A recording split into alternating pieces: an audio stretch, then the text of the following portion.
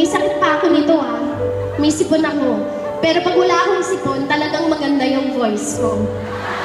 So, sorry na lang kasi bigla ako nagkasakit, pero yung voice ko talaga, Regine, Sarah, ganun yung voice ko.